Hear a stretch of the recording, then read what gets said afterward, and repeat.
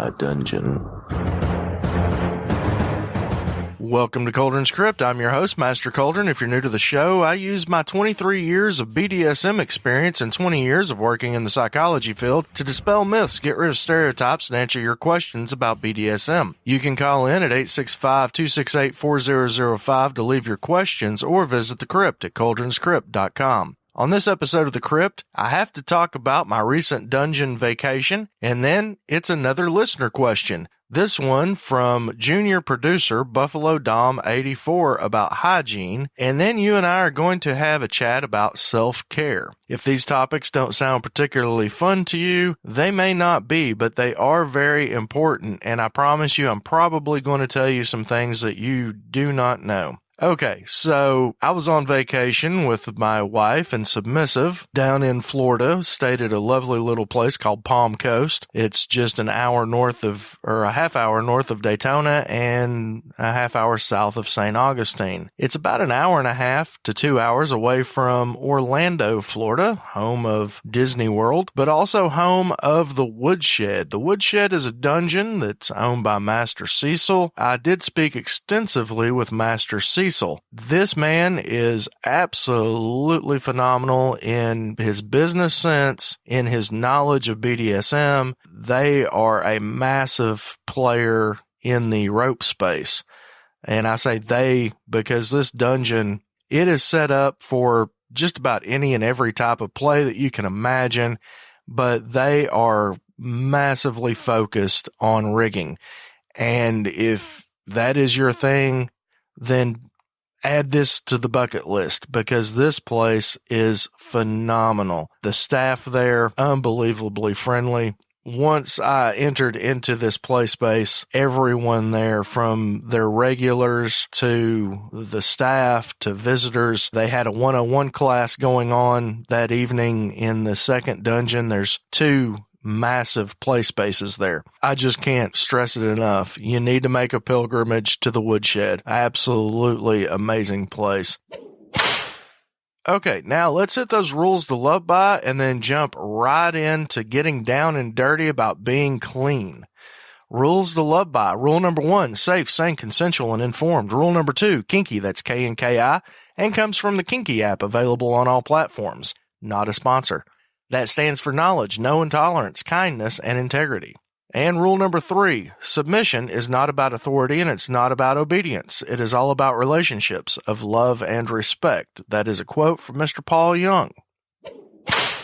Junior producer Buffalo Dom 84 wrote, I just listened to your newest episode and had an idea for your next new episode. Could you do one on hygiene? Yes, Buffalo Dom. First, thank you for your support and for being one of my junior producers. Hygiene is one of those things that most people don't think about. It comes naturally to them. They've been taught it, but there's a lot of things about it that we don't know. Now, keep in mind, I did spend 20 years of my life working in the medical field. Yes, I was focused in psychology, but I worked in nursing homes and geropsych, working with Alzheimer's and dementia. I worked with child and adolescents and adults in a psych hospital, inpatient care, short-term acute care. So I do have quite the history in both the medical side and the psychological side of healthcare. So some of these things you're going to know, some things you're not, but it's very, very important that we do take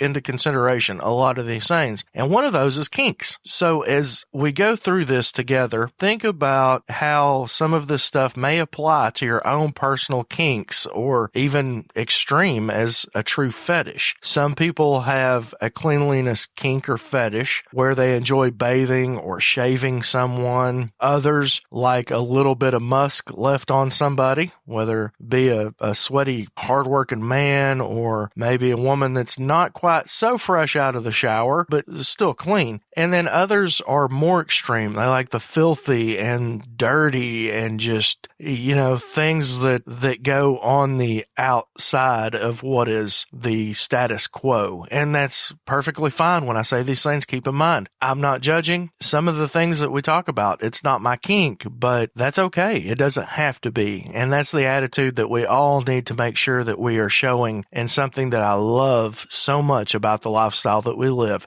So, with that said, what is hygiene? Hygiene is conditions and practices that are to promote health, including cleanliness, skincare, and the prevention of infections. And that's one with the talk of STIs and STDs that we're going to get into a little bit. So cleanliness, that was one of the things mentioned there, including cleanliness. So personal cleanliness, cleanliness of the environment, cleanliness of food. Anybody into food play? Are you?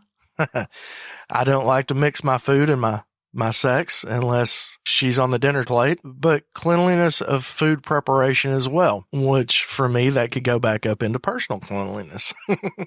But making sure that we maintain these areas of cleanliness. One of the most surprising moments of my life from a sexual standpoint was being with somebody who I expected a certain level, and that gets into last episode with managing expectations, but I expected just a more general cleanliness, and then as the clothes started coming off, certain smells started wafting, and I wouldn't, but come to find out it was actually a thing of hers. So again, not judging, just not my thing, and that's okay. Cleanliness of the environment. This certainly applies to any play space.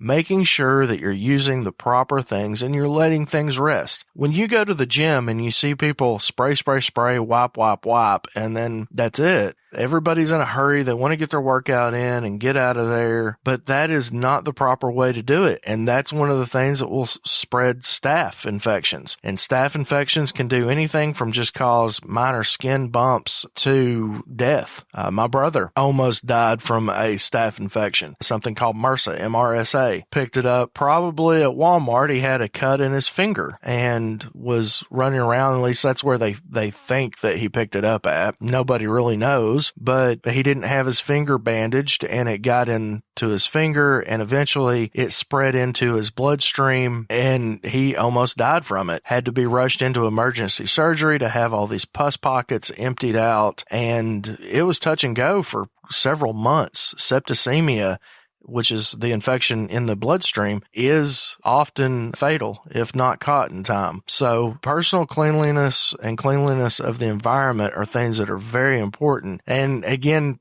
to bring up the Woodshed, that is something that was immaculate there. Even if you are an old pro, they still in your orientation go over how to clean their equipment, how long to let things sit after you spray them, depending on which chemical you're using. And then their DMs there, and unfortunately I can't remember her name. I'd love to give her a shout out. She was absolutely amazing. I was watching closely to see the interaction with the DMs, and one in particular, she, like I said, she was phenomenal, but extremely helpful, always willing to do whatever she could to make sure that the experience was enjoyable and safe.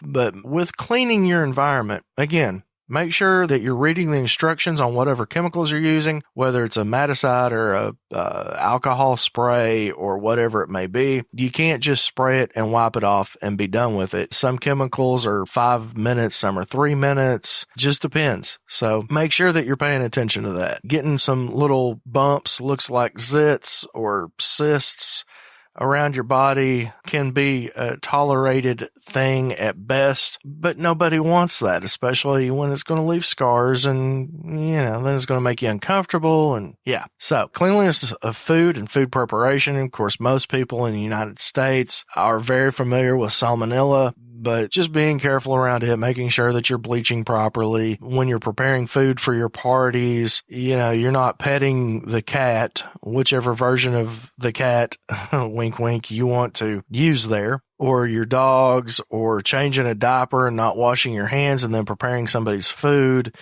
That just doesn't work. All right. So moving on. The next one, nicotine. Now, as I record this, I am a smoker. Please don't hold that against me, especially California. You guys are really harsh on smokers. But I am planning to quit very soon. But when it comes to nicotine and hygiene, a lot of people don't realize that, and it's not necessarily the nicotine itself, it's a lot of the other chemicals that are in cigarettes and smokeless tobacco, such as chewing tobacco or dip, that will really prevent you from healing. And in some cases, completely prevent someone who has an immunodeficiency or someone who is diabetic. But you also get into just a slowed healing process. So it just depends. But if you're having difficulty, if you're sick and you're just not healing correctly, switch to the patch or some Nicorette gum or something like that to give yourself a break. Because again, the nicotine does kind of slow things down a little bit, but it's also mainly the other chemicals in these products that will do it the most. And the reason that nicotine does affect your healing is because it causes your blood vessels to constrict, and that will decrease the amount of blood, oxygen, and nutrients that's going to get to the tissues, which will increase the chances of breakdown. If you have a wound, you've been in an intense scene, you might have some marks, some broken skin. You have to be very careful about that, and you don't want to get an infection. And these things do happen. A lot of times we hear this stuff and we're like, hey, you sure that might happen, but who knows anybody that happens to? Well, you probably do know somebody that this has happened to. You just don't know it because people don't go around talking about, oh, I was a freaking idiot and I didn't take care of myself, so I got this infection. And no, a lot of people are not going to do that. So just be really careful about that. Okay, moving into the next one, which is blood clots, signs and symptoms of blood clots. This one absolutely applies to the BDSM community. No matter what type of play you do, spare just a few forms of play, there are things that are going to cause blood clots. I've seen it with rigging and rope play. Obviously, I've seen it in impact play, knife play, even wax play, but that was because somebody fell off a table. Please don't play when you're drinking. Luckily, it was not my scene. I was just a bystander that helped people up off the ground. But regardless, here are some signs and symptoms of blood clots. Redness, swelling, heat. If you have a bruise and there's a lot of heat coming off of it, you can feel it. It's pretty cool if you've never felt this. If you touch a bruised area, a lot of times you can feel heat coming off of it, and then you move just a half an inch over where you're not on top of it, and it's a much cooler feeling.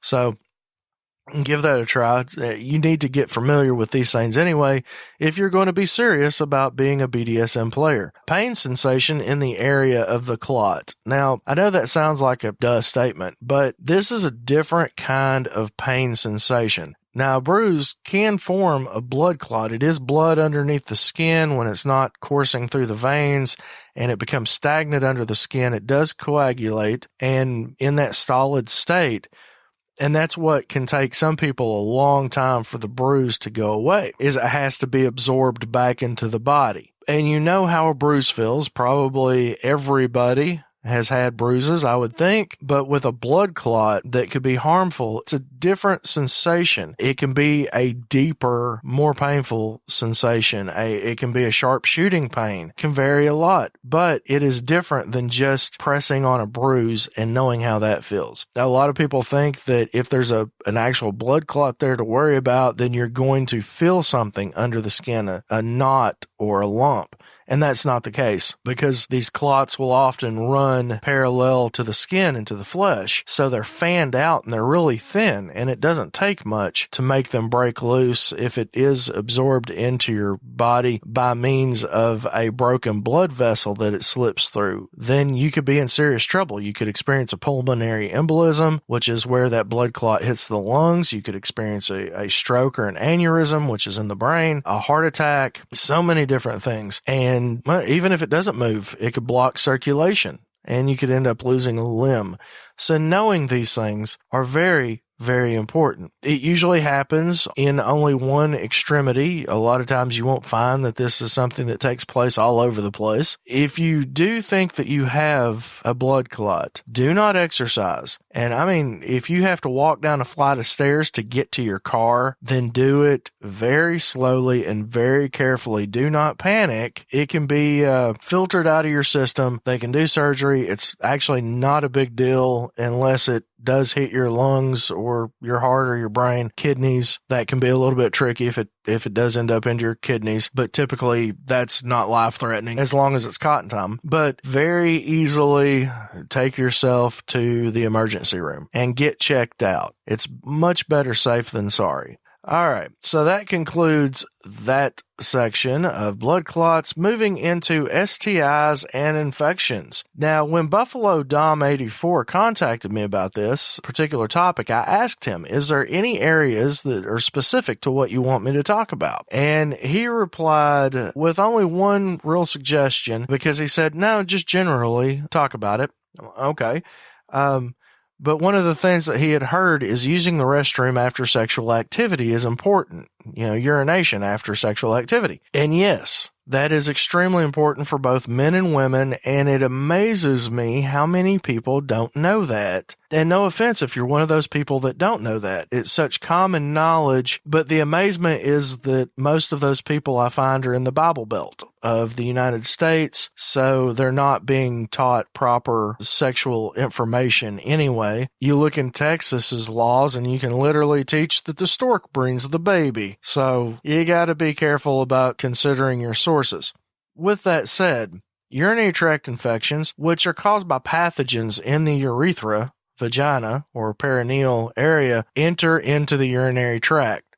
That bacteria will move up the ureters and into the kidney. The ureters are the little tubes that go from your kidneys into the bladder. Some of these organisms, E. coli, Staphylococcus, or staph, that's MRSA, VRE, Saprophyticus, Proteus, Klebsiella, Serratia, and Pseudomonas.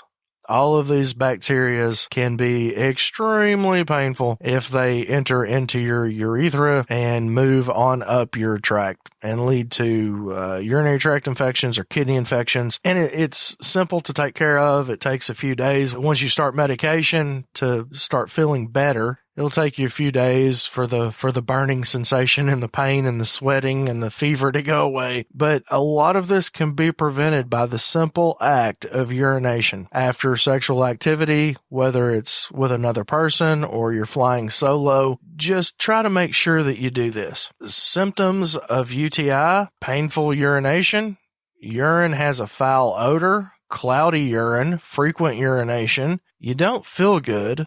You have flank pain. Your flanks are your sides, your lower sides around your kidney area, and then a fever. Very simple. If you experience any of these things, make sure that you get checked out. A lot of us don't like going to doctors, but they do serve a purpose. Another thing on UTIs, in the elderly, when I worked in the nursing home, when I worked at the psych hospital, we would see patients and residents quite frequently become very aggressive, agitated, very obvious mood swings, and not really understanding why. Sometimes it's gradual. It does happen gradually as well. But the first thing that we would check for would be a UTI. And that is simply because the fever and these things, it does cause mood swings when you have someone with a psychiatric condition that is not taken care of, or dementia or Alzheimer's, or just generally in the elderly. Be very cautious.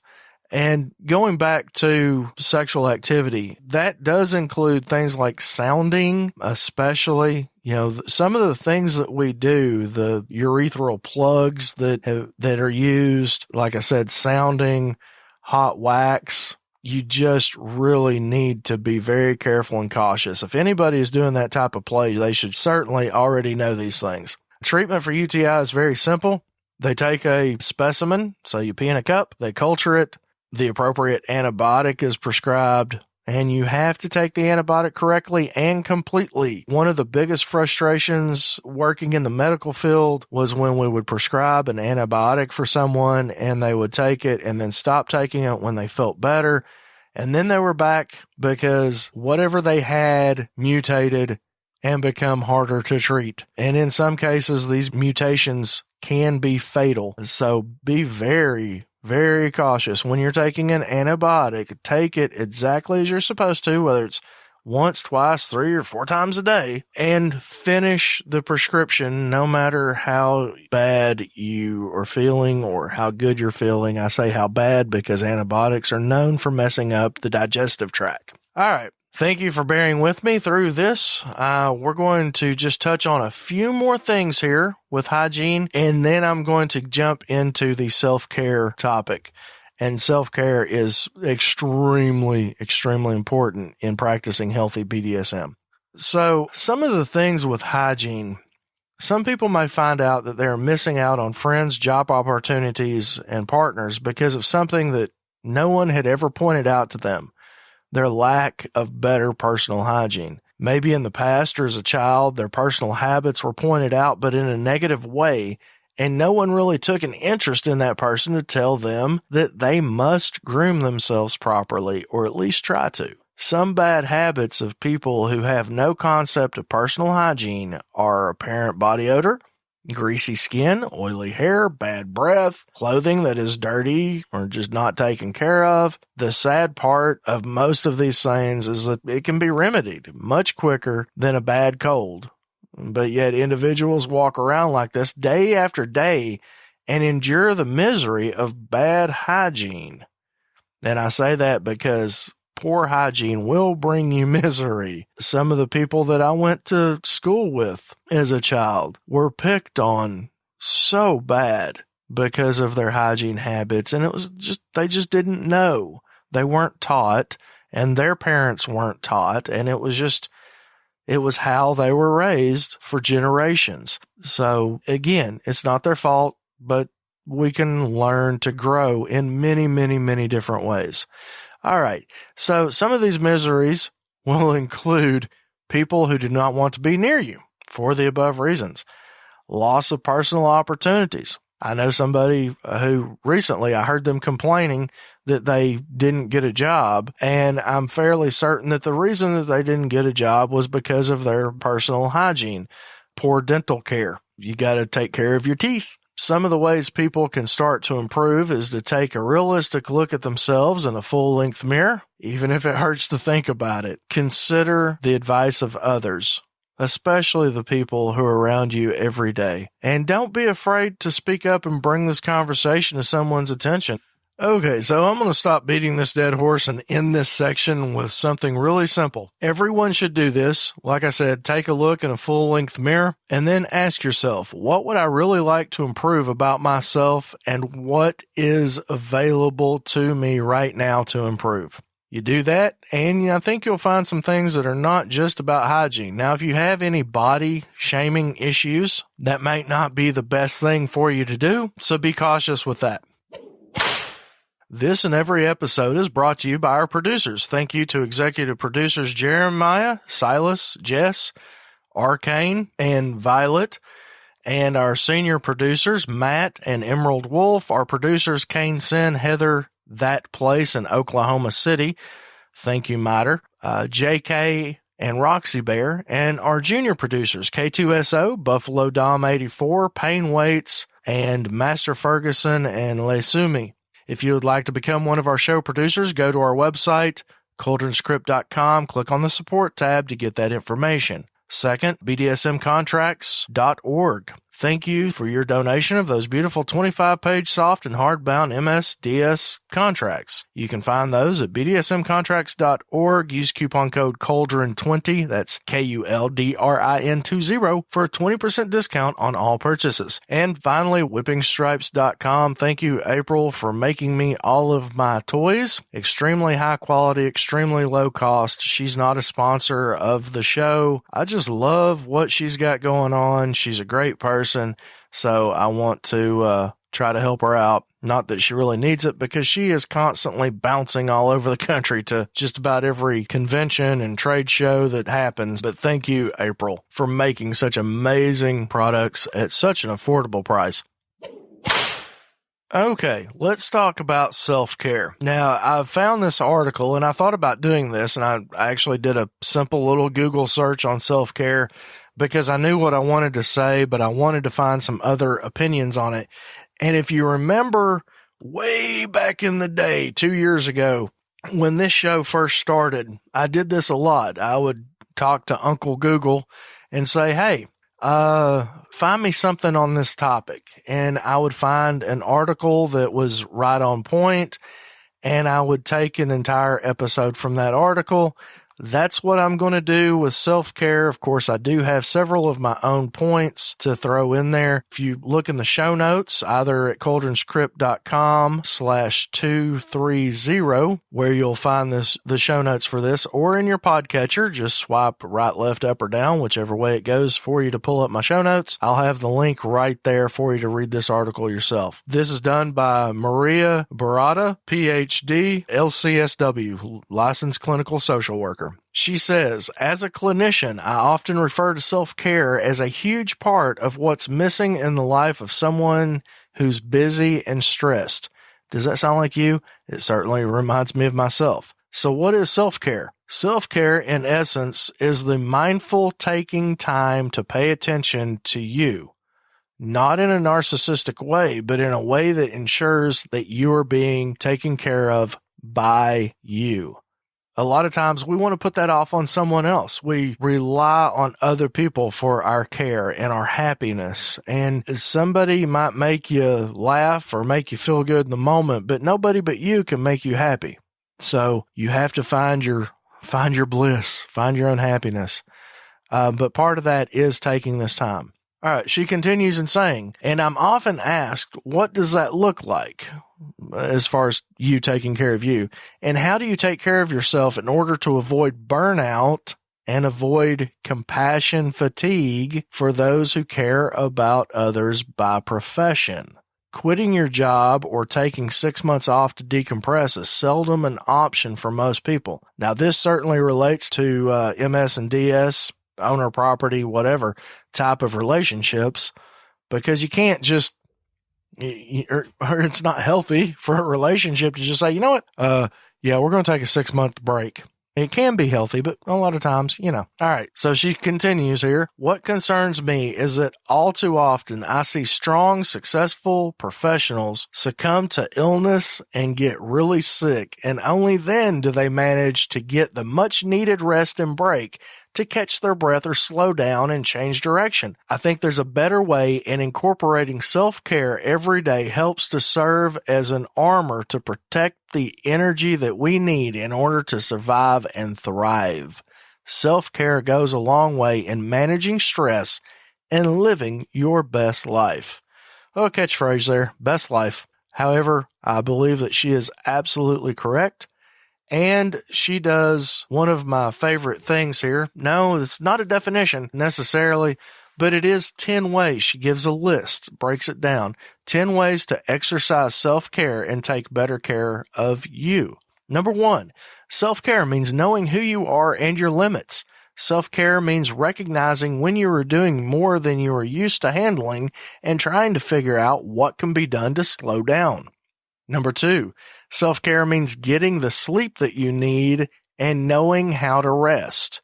Are you getting enough sleep for you? Do you know how much sleep you require every day? And are you sleeping at least that much?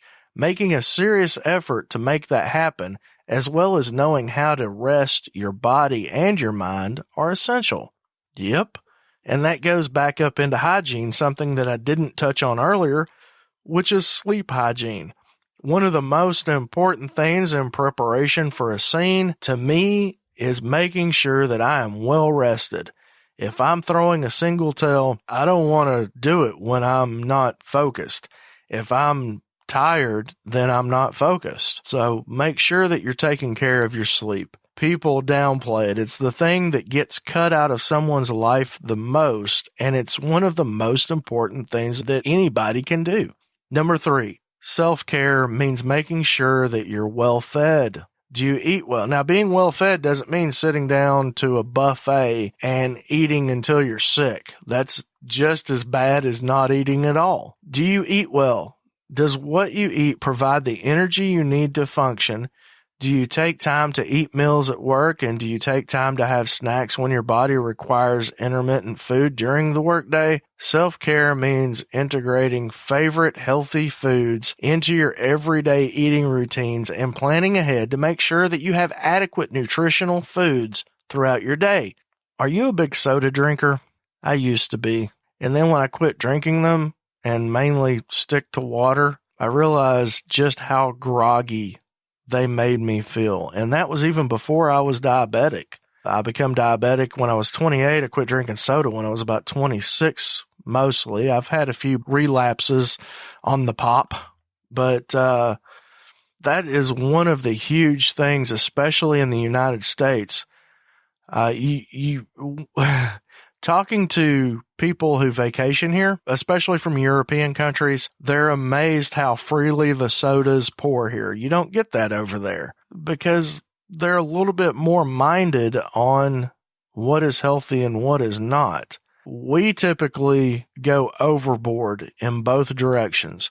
People go insanely crazy over nutrition and health, and then others just completely give it up and they don't care. There is a happy medium.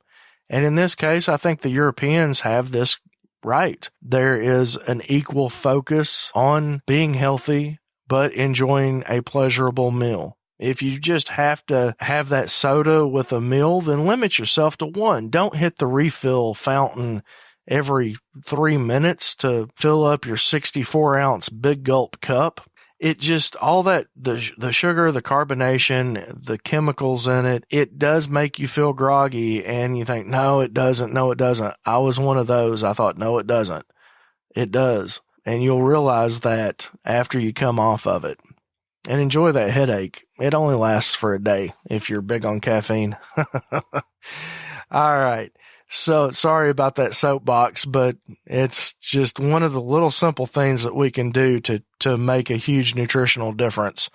And it really does make us feel better. I was just amazed by it. All right. Number 4, self-care means finding a way to decompress throughout your day, not just when you leave work. What is it you do to rest your mind during and after a work day? What helps you to tune out the noise? Most people tell me they don't have the luxury of taking breaks during their work day, but trying to integrate mini breaks throughout the day helps refresh your mind and body. For example, try stretching or taking a brief walk, even if it's only just a few feet away. Getting yourself a drink of water, talking to a friend, getting in touch with a loved one, even if it's just a text, or purposely looking at photos that have special meaning. The brain needs those pauses. I was one of those that once I started working, I didn't stop until I was done. And that would be at least 8-10 hours later, a lot of times 12 or 14 hours later.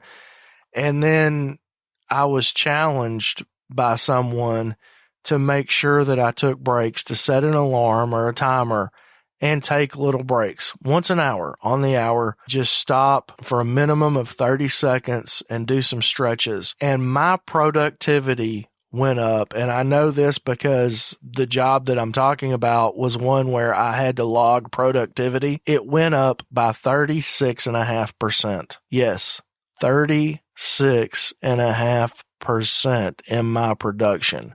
I went from being the top performer to being untouchable completely just by taking 30 seconds on the hour to stop, stretch, and breathe.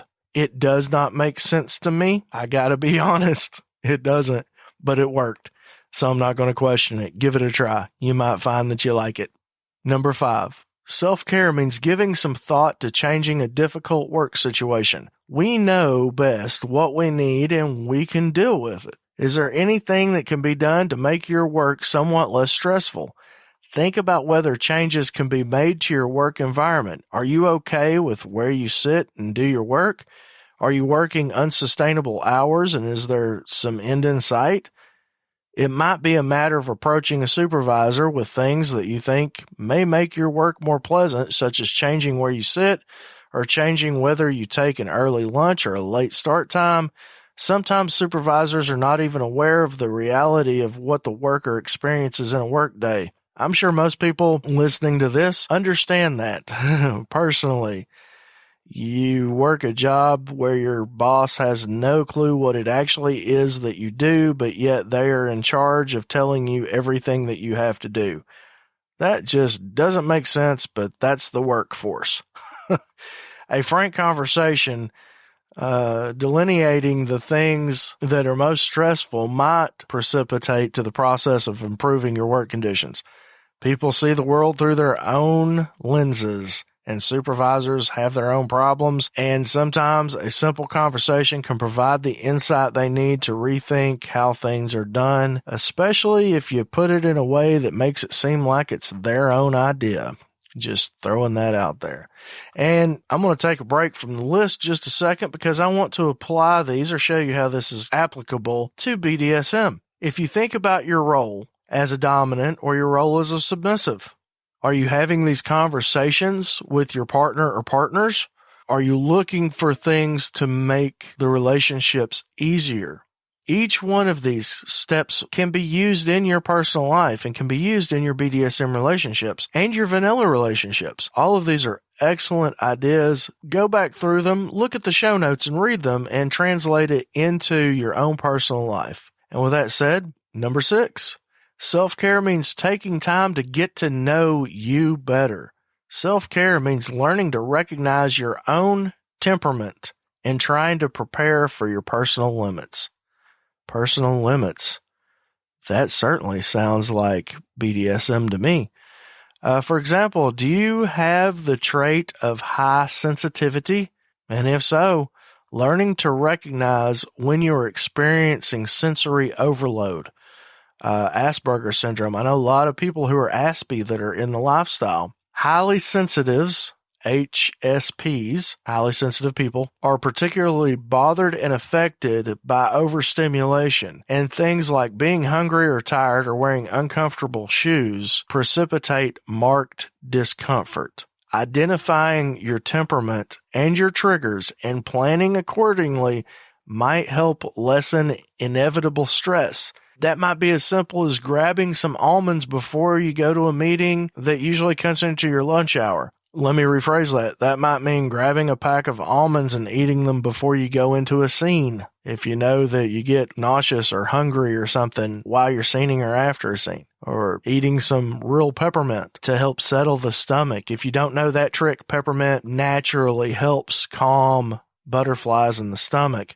So if you're nervous about something, try that out. It's got to be real peppermint, though. I don't mean chew on a leaf, but whatever you're eating, whether it is just a little peppermint hard candy, it has to actually have real peppermint in it. Altoids is great for that. All right. Number 7, self-care means identifying what you enjoy doing and what's fun for you and make a serious effort to integrate it into your day or at the very least your week. Make it a habit. Plan something to look forward to every day, and that doesn't have to be complicated. It can be as simple as planning a really good book at night, plan to have dinner with someone whose company you enjoy, a little self-gratification, schedule in some happy fun time masturbation. I just got a beautiful picture texted to me where she was at work in the bathroom sitting up on the sink, sticky fingers and all. She felt the urge, she had the opportunity, and she took it. And whatever it is, just make sure that you're doing these little things in the day because all these things hit your attitude, and your attitude is what makes a day good or bad. It really doesn't matter what happens during the day. Your attitude is going to make that situation either a whole lot better than it could be or a whole lot worse than it could be. And I'll touch on that more in depth here in just a minute. Number 8, self-care means knowing how to debrief from a day's work. That might mean walking home from work to clear your head, driving in silence, or listening to music, or listening to Cauldron's Crypt, a BDSM 101 podcast. But whatever it is, it helps to transition from work to home. Number 9, self-care means feeding your spiritual self. That might take the form of meditating, prayer, communing with nature by a walk in the park, observing a sunset or sunrise, attending a religious service, practicing gratitude, reading or listening to something inspirational.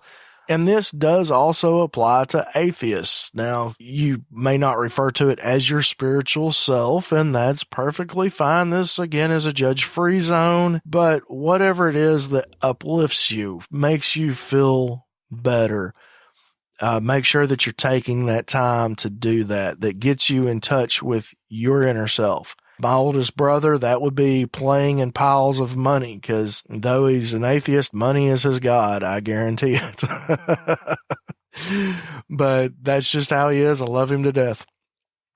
But that would be very relaxing for him to fill the bathtub full of bills and jump in. But you get my point. Finally, self-care means taking time to love yourself and appreciating that there is only one you, and you're the expert on that.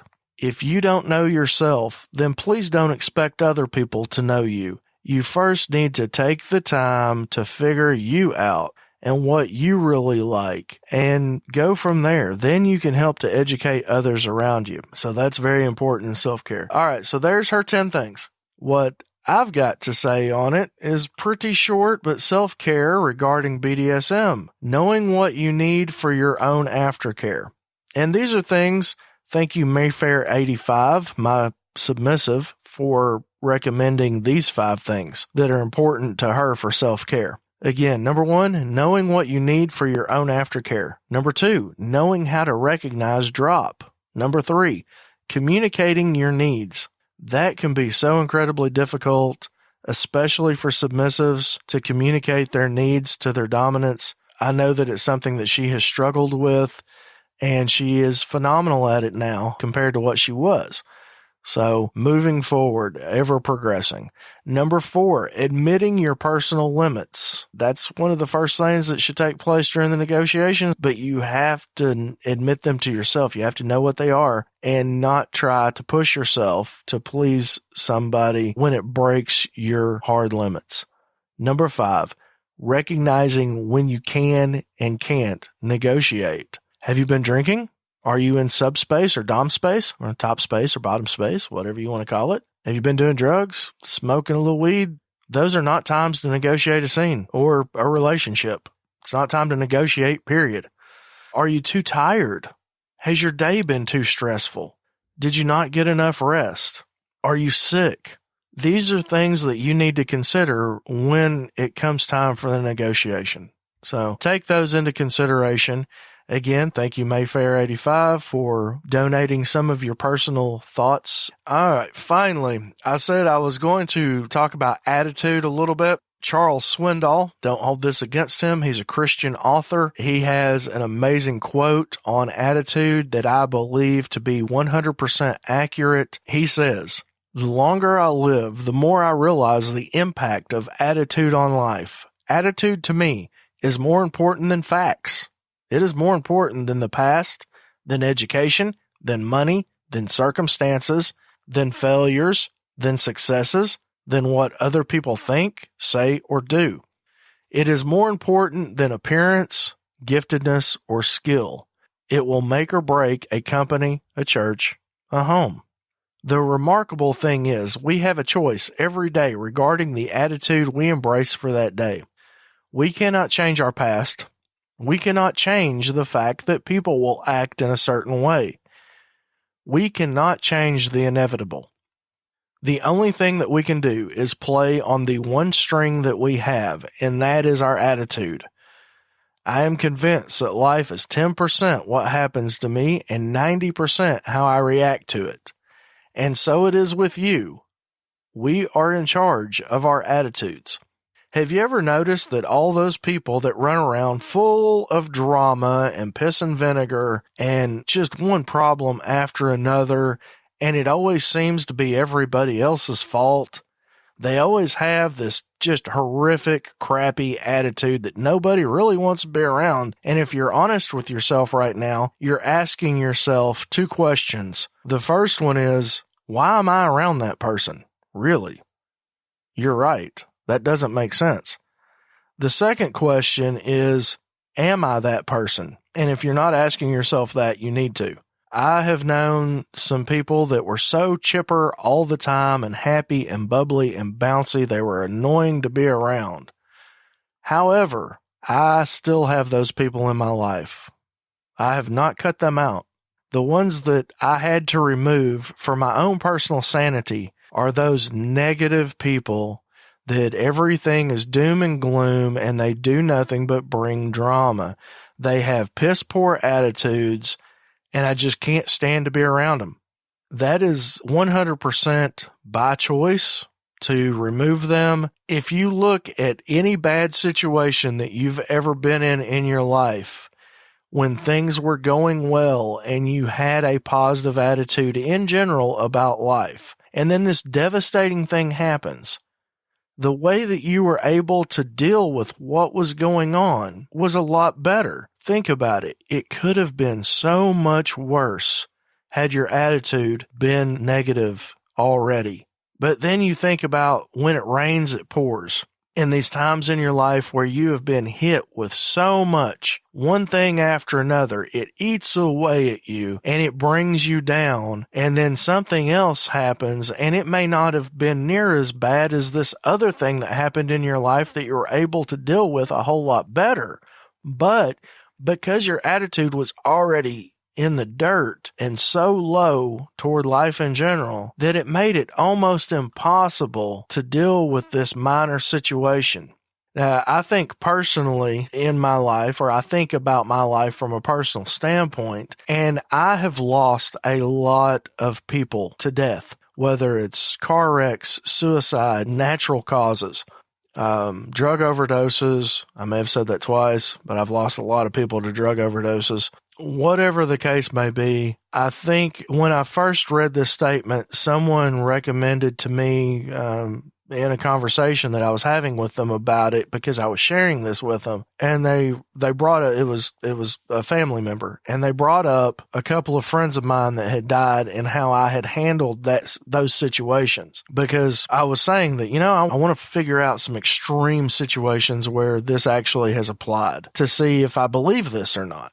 Is it really 90% how I react to it and only 10% what happens? And so they brought up these two people. One person I'd been friends with for several years. We weren't close anymore. We just drifted apart. It wasn't a big deal. Like there was no major fights or arguments. We just drifted apart. We became different people as we grew up. And when they died, I almost died with them. It hit me really, really hard. For no reason whatsoever. Even in the moment, I'm thinking, I don't know why. Yes, it sucks. But it's part of life and things happen and I should be able to handle this a lot more. But it was just an extreme doom and gloom and thinking about every single negative point, going through all the stages of grief and focusing in the depression and the regret. And it made no sense to me, like I said, even in the moment. But looking back at it, I was already in such a poor mental state at the time with my personal attitude on life in general, and I was a very unhappy person. So it all makes sense. I mean, I stayed in the anger phase for probably 6 months, and it made sense to me. And then I got to thinking about this other person that had passed, someone that I was extremely, extremely close with, a brother from another mother. And thinking about how easily I handled that situation and how I actually felt guilty over handling it so well, which kind of hit me weird. And I'm sure that if you've experienced such tremendous loss, you can relate to this. But really thinking about it and coming to terms with the fact that everything in my life at that time was good. So I was good. I wasn't great. I wasn't happy. I still went through the stages of grief, but it just didn't hit me. I was able to move past it and accept the loss of my friend much more gracefully in a much shorter amount of time and become okay with it. Now, that doesn't mean that I don't miss that friendship and miss him very deeply, but how I reacted in the moment and the fact that I didn't do anything to try to self-destruct, whether it would be go out a big drunken night or a drug relapse or things of this nature. None of that took place. None of that was really even much of a thought. So that kind of got me to thinking that maybe this is correct. So I started comparing other things, a loss of a job, end of friendships, people causing drama in the community, running their mouths or saying this or saying that. And I come to believe this statement to be 100% true. I'm going to read it for you again, and I really want you to consider it. It's easily Googleable. Just Google Charles Swindoll attitude, and you can even buy printouts or just copy and paste it into Word and do something pretty with it yourself and print it out and read it. So one last time, the longer I live, the more I realize the impact of attitude on life. Attitude to me is more important than facts. It is more important than the past, than education, than money, than circumstances, than failures, than successes, than what other people think, say, or do. It is more important than appearances, giftedness, or skill. It is what makes or breaks a company, a church, or a home. The remarkable thing is we have a choice every day regarding the attitude we will embrace for that day. We cannot change our past. We cannot change the fact that people will act in a certain way. We cannot change the inevitable. The only thing that we can do is play on the one string that we have, and that is our attitude. I am convinced that life is 10% what happens to me and 90% how I react to it. And so it is with you. We are in charge of our attitudes. Okay, thank you so much for listening to another episode of Cauldron's Crypt, a BDSM 101 podcast. Next time on the Crypt, it might be your question or comment that sparks the entire show. Go to cauldronscrypt.com, shoot me an email, send me a message, get me on FetLife. All my contact information is in the show notes with clickable links from just about any podcatcher. If not, just go to cauldronscrypt.com/203 for these show notes. This has been Master Cauldron for cauldronscrypt.com. Unearth the truth.